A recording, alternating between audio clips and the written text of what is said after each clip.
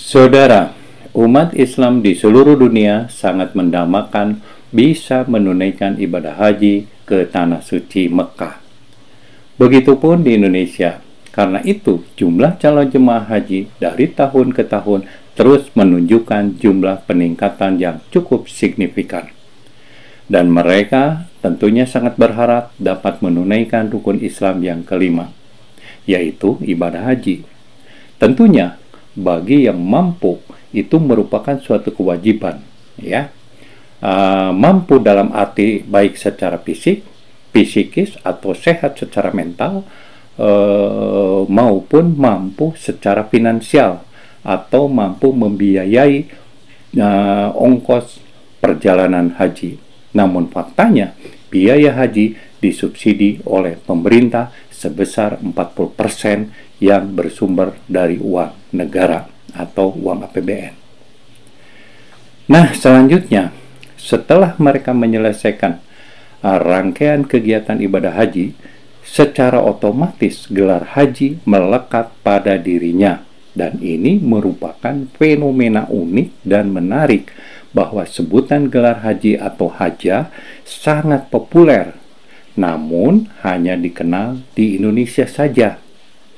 Nah, sedangkan di negara-negara belahan dunia manapun, termasuk di negara-negara Arab, gelar haji atau hajah tidak dikenal.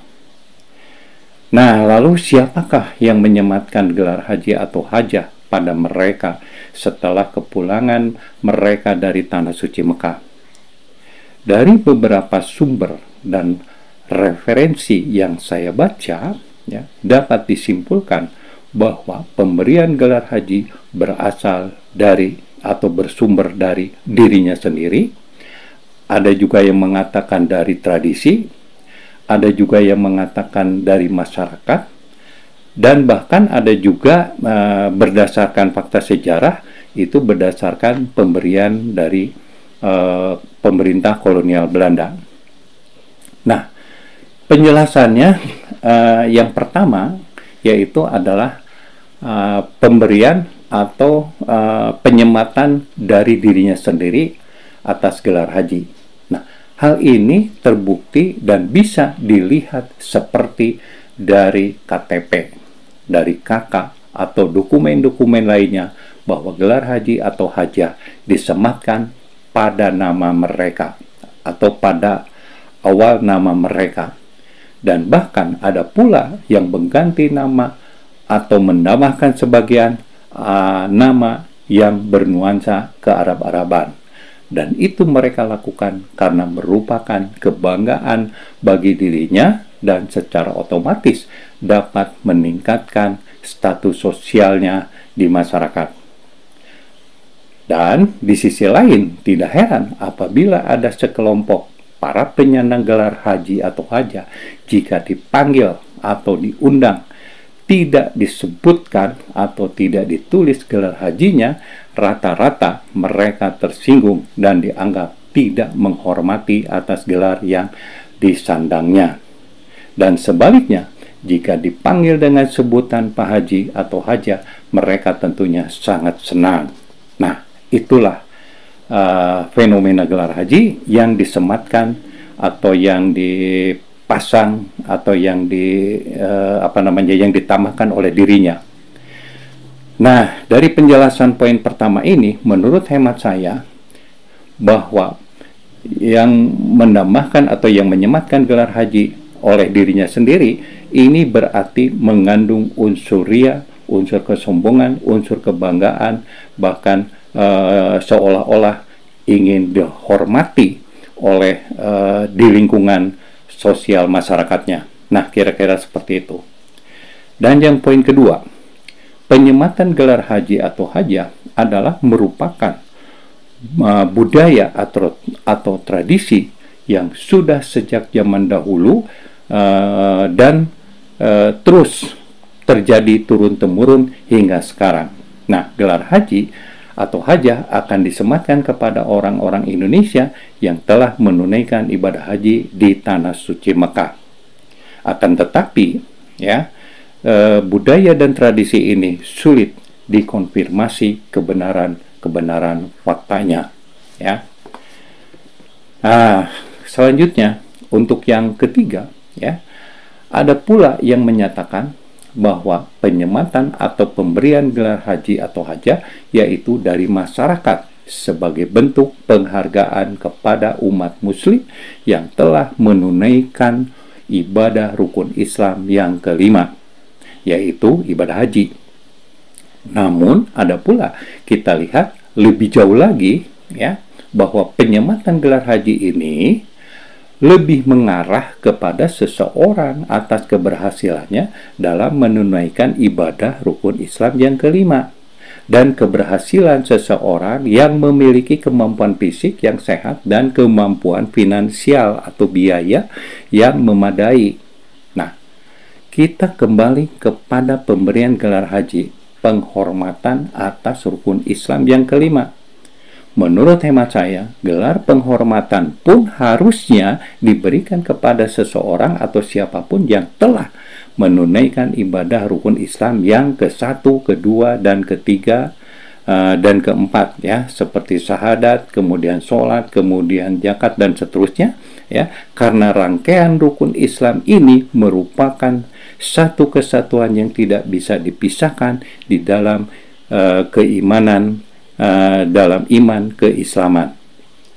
Lalu, kenapa tidak diberikan gelar kepada seseorang yang telah menunaikan ibadah rukun Islam yang ke-1, ke-2, dan ke-3, dan ke-4?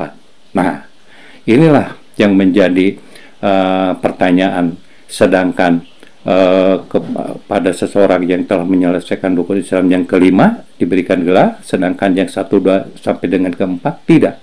Nah, ini silakan, saya yakin Anda bisa menjawabnya, ya. Nah, ini yang keempat, gelar haji pemberian pemerintahan kolonial Belanda. Asal-usulnya pemberian gelar haji ini bermula dari zaman kolonial Belanda. Gelar haji ini mulai digunakan atau diterapkan pada tahun 1916. Nah, pemberian gelar haji ini digagas oleh para penjajah Belanda. Gelar haji ini bukan merupakan gelar penghormatan, melainkan untuk memberikan tanda atau simbol untuk setiap rakyat Indonesia, sekembalinya dari tanah suci. Tujuannya agar mudah untuk diwaspadai, dideteksi, dan berjaga-jaga jika mereka mempengaruhi atau memprovokasi masyarakat untuk melakukan kritik dan pemberontakan terhadap pemerintah kolonial, di mana pada saat itu kerap terjadi konflik antara Belanda dengan para pemberontak atau dari gerakan Islam yang anti kolonialisme dan imperialisme, yang pada saat itu pemberontakan dipimpin oleh tokoh-tokoh besar seperti dari Kiai Ahmad Dahlan, ya, itu pendiri Muhammadiyah, kemudian Kiai Haji Hasyim Asy'ari dan lain-lain. Nah, itu adalah suatu pendiri dari NU, ya.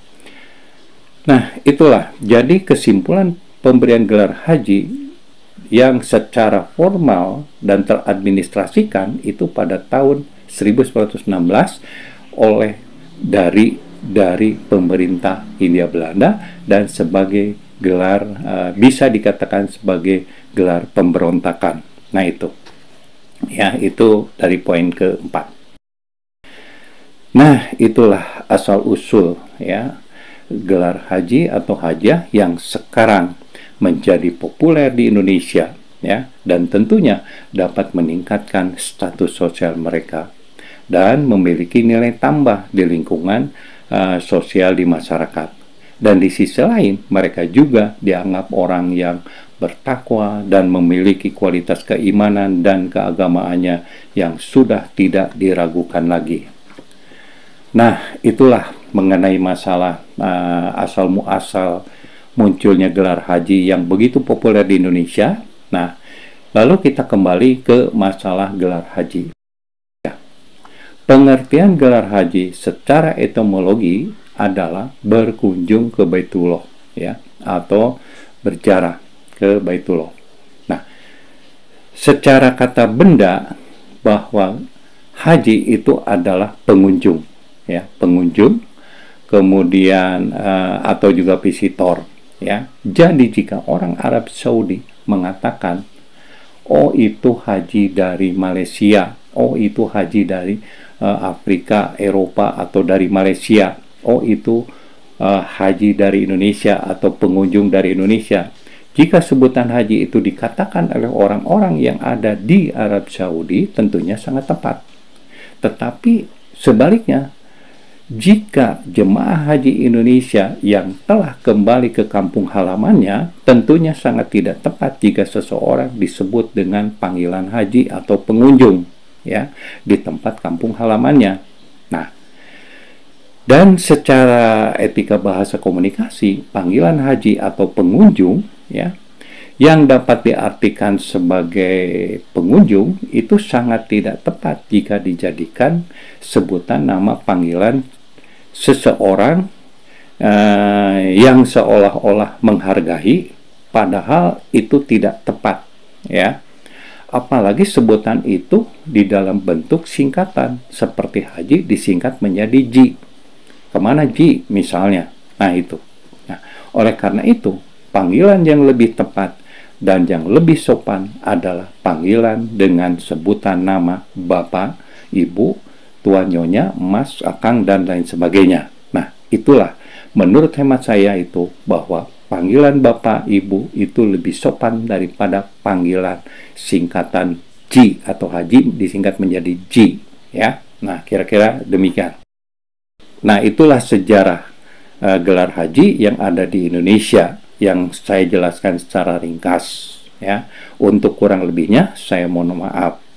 Dan bagaimana menurut Anda? Apabila Anda punya pendapat lain, silakan tulis di kolom komen. Terima kasih.